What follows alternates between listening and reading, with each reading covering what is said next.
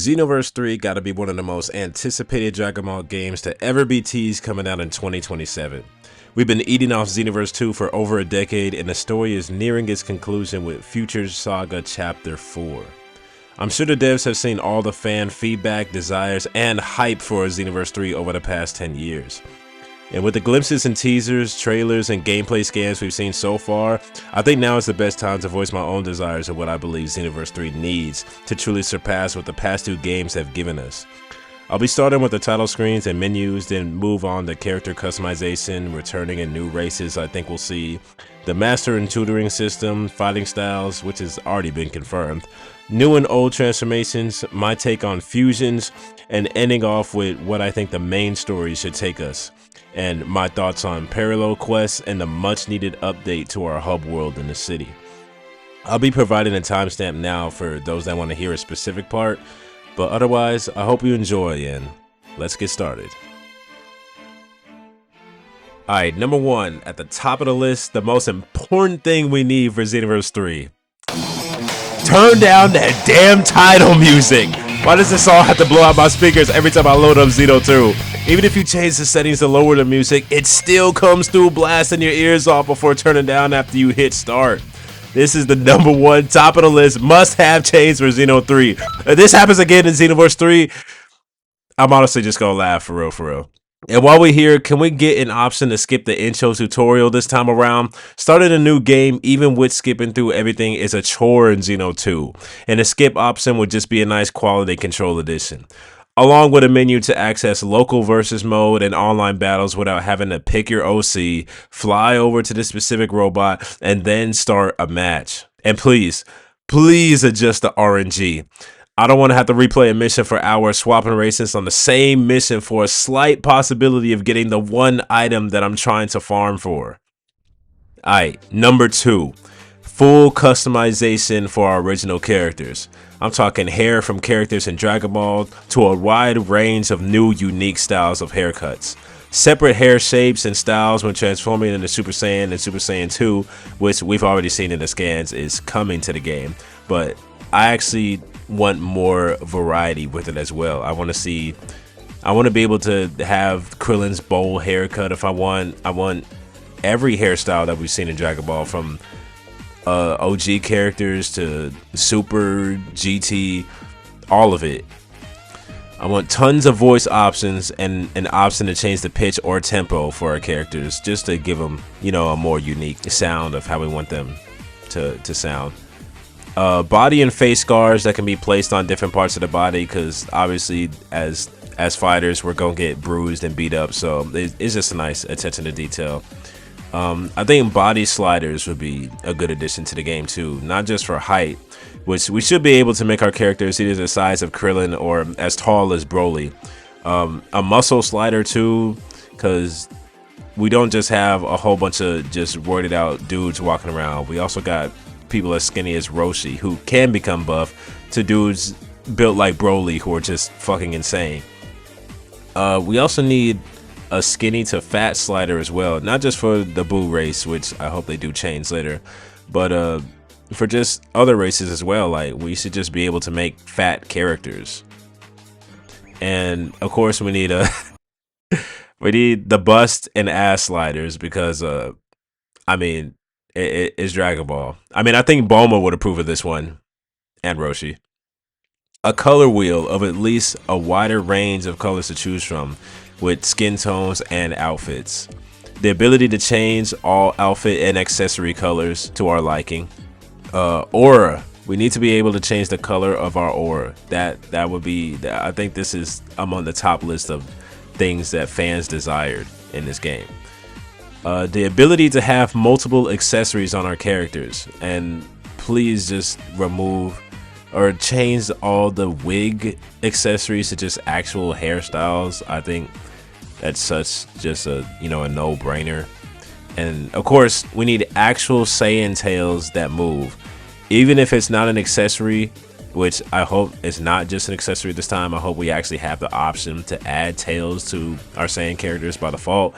But if we do, they need to actually look alive, not just some plastic shit hanging out of our ass. Number 3, Moving on to the races now. For the human race, it's obviously the default class, but I would just like an option to have the 3 eyes like Tien, Krillin's monk tats without a forced pair of eyes to go with them, and an option to be a non-binary character for those that are into different role-playing runs, and for people who don't identify in real life. I just think it would be cool. Now, for our first new class for Xeno 3, I think we're going to be getting a cyborg/android class. And lore-wise, these are just modified humans as people that have been created to keep up with the insane power creep in the series. I believe they should have infinite stamina, but a major drawback should be the inability to charge ki, and that ki builds slowly during combat. Now for the Saiyan race, something interesting I would like to see with the Saiyan race in Xeno 3 would be the small effect of some type of Zenkai boost after missions. I think this should only come into effect if the mission is passed with maybe 5 or 2% of their health remaining, to grant some kind of bonus XP until around maybe like level 20 or something, where the Zenkai would gradually fall off until completely stopping at level 25. Now for the Namekians, not much I would change about the Namekians gameplay wise. As far as Orange Piccolo's transformation, I'll elaborate on that at a later time. Frieza Clan. Some new changes I would want to see are more evolution forms like what Frieza and Frost displayed in their appearances, and I think this, along with gold and a full power awakening skill, would be a nice touch to the Frieza Clan. The Majin race. Besides just Fat Boo for male characters or a average built woman for female Majin characters, I think a fat variant, a skinny Super Boo variant, and a normal build variant should be available for both male and female types. And honestly, I don't see why this wasn't the case in Xenoverse 2, but this time I don't think there should be any exceptions. Now for a second new class in Xeno 3, I believe this time we should get a demon race. This form I would see having an exceptional control over ki, starting out with a decent pool of ki to work with. The aura of this form should be red/black by default, and then come with the appearance of horns and/or fangs.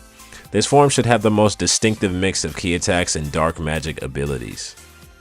And for our third and final new class that I'm predicting might come to Xeno 3 is the alien race, which would just be an umbrella race for all characters we see in Dragon Ball that fall outside of Saiyans, Namekians, and the Frieza clan.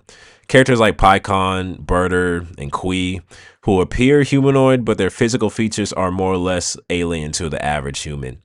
Even a wide range of characters from the Tournament of Power can fall under this category for just more customization options and a wider pool of techniques for the game to pull from. Number 4, Masters and Tutors.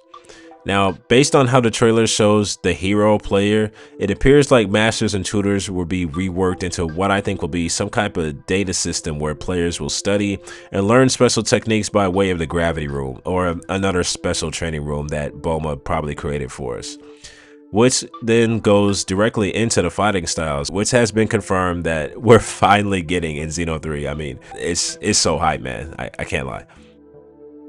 Of course, we'll be able to pick our favorite characters and using their combos, grab attacks, any special variants in their fighting style that we see is finally coming to Xenoverse 3. I feel like it was kind of confirmed in the first trailer that we got for Project 1000, where the hero character is shown doing different character moves from the series, so I'm hoping we will have a lot more customization when it comes to this too. Maybe instead of being locked into one fighting style, we have the choice to kind of mix in between. I don't know, but we'll see. So number 5, Awoken skills. Now for the universal power-ups for all the races in this game, of course I think we're getting Kaioken ×1 to up to ×20. Potential Unleashed, a beast mode. A new transformation I think would be Shenron's Awakening, which is just what I'm calling Orange Piccolo's transformation, which is pretty much just a gift for him. I think the only difference for our characters is they'll probably just increase in mass or size, and maybe a different combo string ender depending on, you know, the our character's body type, weight, and height. I do think we're getting Ultra Instinct, but I think this time it should definitely be way harder to achieve and way harder to unlock than just doing a mission and then getting the transformation.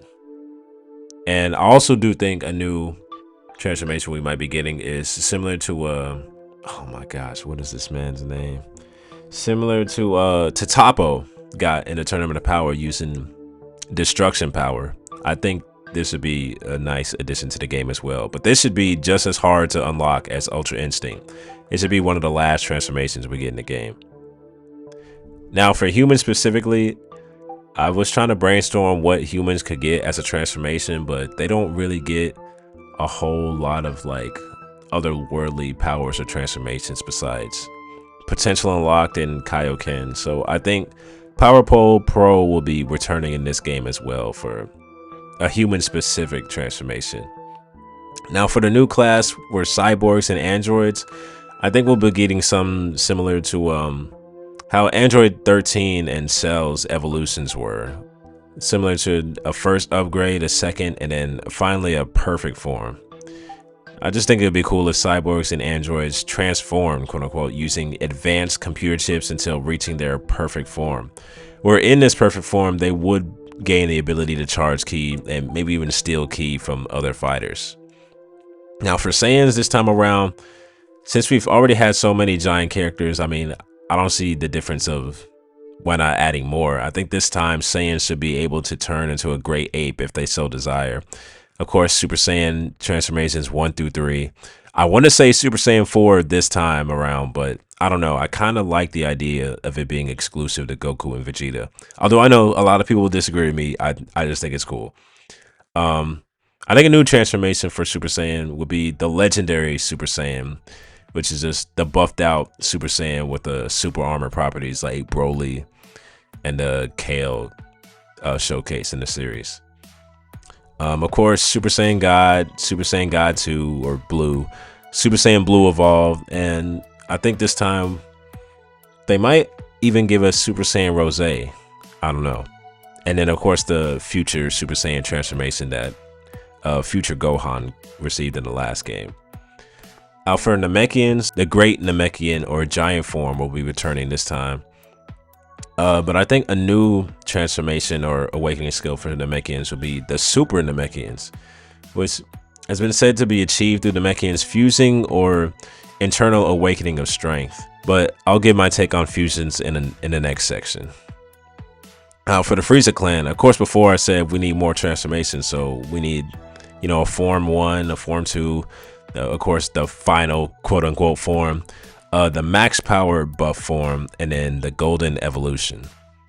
And for the Majin race, this is less of a transformation and just more of something, you know, Buu can just do normally in the series, which I'm dubbing as a form switch almost, which would just be the ability to change from fat, super, and humanoid body types as the Buu race, as he's been seen to shapeshift in the series however he sees fit. And then absorption, which the player would grab their opponent and envelop them in their body, copying their skill set and fighting style before tossing them out and sporting their main body attire, which is something Buu has been shown to do, which is absorb any attacks he sees, and he's been known to just be able to copy abilities without absorbing characters as well. So I think this would just be a nice addition to the Majin race this time. Now for the other new class that I'm predicting will coming for the demon race, which would be an awakening skill for the demon race. I'm calling it True Form, which depending on the body type and height, True Form will shape members of the demon race to become either a hulking monster or a more refined, elegant deity. And this is just going off of Mirror and Demigrod's ultimate transformations that they both showed in Xenoverse 1 and 2. For the alien race, a monster form, kind of similar to the transformation Zarbon's grotesque form was shown in Dragon Ball Z, but will probably look different depending on character appearance. And then of course a giant monster form I think would follow suit after that. Now number 6, the fusions. Now, this concept is a fan favorite, and the only way I can see this being implemented in the game is through our other created characters. Both characters would need a fusion dance or a Patora skill slot equipped, like for partner ultimates in Xeno 2. And the transformation itself should leave both characters wide open for attacks and needs to be thought and planned out before just trying to do in the middle of a battle. If successful, it will come with significant power boosts. Now, both players will combine into one warrior, merging the best of both worlds into a single fighter. The hair, muscle mass, height, and colors of each character would equal out to show off traits from the two. Unless the fusion dance is used, of course, then the usual jacket would be the default, with maybe the pants being a different color. Now, I think how this would work is the player control character would provide skill slots 1 and 2, along with their evasive skill, and the partner character would provide skill slots 3 and 4. With both of their ultimates being carried over into the fused warrior, allowing them to have access to 4 ultimates at a time. Now, this is only going into consideration of the last battle combat system for Xeno 2, but as of right now of this recording, we haven't been seeing just how the combat is going to work this time. It might be something like Sparking Zero or a more kind of refined element of Xenoverse 2, but I don't know. We'll just have to wait and see. Now, number 7, the story. As of right now, we don't know what our role is in Xenoverse 3 besides being in the Great Saiyan Patrol, is what I think it's called. I have to look it up. I know. Before I was thinking it was the GS stood for like Galactic something. I don't know, but we can't be 100% certain what if we are still a time patroller, which it seems like it's been changed this time around. And what exactly our relationship to the past MCs of Xeno 1 and 2 are, if we're even related to them at all, as now the year of the game is age 1000, which takes place in the same timeline span that Dragon Ball Online was taking place. As it's already been said that Xenoverse 1 and 2 are kind of taking inspirations or story beats from Dragon Ball Online. And who knows, maybe we'll see the return of Mira and Toa in this game, but we'll just have to wait and see. For right now, all I want to see is just a more direct involvement in how the story plays out. Is to let players make decisions that can change, hinder, or help the progress of the story. And to give us an option to actually become evil and portray the good guys if you want to. I think this would just be a nice change to the overall, just good guys always fighting on the good side of Dragon Ball. And please don't just let it be playing through the second half of Dragon Ball for the 3rd time, correcting time anomalies for the 3rd time. We all know the story of Z by now, and we don't need a mainline story of another retelling. And this is where the parallel quests kind of come in, or the main missions or the side missions of the game. All these, what if Nappa went 8 with Vegeta? What if Cooler helped Frieza on Namek? What if Tien did 10 extra push-ups? This should all be explored further in the parallel quests. And that's essentially what they are anyway, just alternate what-if scenarios that are just lacking proper cutscenes. And on the topic of cutscenes, I do think Xenoverse 3 would benefit from cutscenes that are made using the in-game models that we already see in gameplay. And from what we've been shown so far of these models, they look great and the animation is awesome. So I think the game would definitely benefit from majorly using these type of cutscenes in game instead of going to the more hand-drawn traditional animation cutscenes that we get. Not that they look bad or anything, but it's kind of jarring going from the in-game 3D model to this hand-drawn cutscene of a character. And especially with these hand-drawn scenes, our character is absent because they can't predict what the player character looks like, so we're just never shown in these cutscenes at all. We need an original main story this time around, and not just a repeat of Z for the 100th time. And please, can we get some OG Dragon Ball love? Like some parallel quest stages, characters, like something.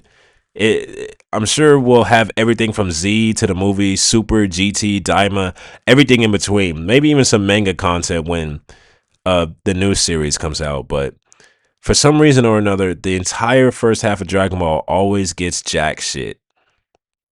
Now, the city, as much as the Xenoverse hubs have advertised themselves as a lively place to live in, with a bunch of things to do and explore when not on missions, in actual gameplay, the hub worlds have been rather empty, underdeveloped, and kind of a chore to navigate, in my opinion. We don't actually attend a school to advance to become a time patroller. There's no actual gym to work out in. Both cities feature sections that are mostly empty. NPCs are static and robotic, and it feels more like an in-between point than an actual place that we live in. I think the game would benefit from creating a hub world that exists as a place to relax when not on missions and doing story quests. It looks like we'll have an apartment in this giant city this time around, so I'm hoping we'll get the chance to decorate our room, invite friends over to chill, and just be able to drive or fly into the bustling city for some slice of life activities. I mean, y'all can't show us this grandiose city and expect us to just not do anything here. Like, I feel like this would just be a major letdown, in my opinion. But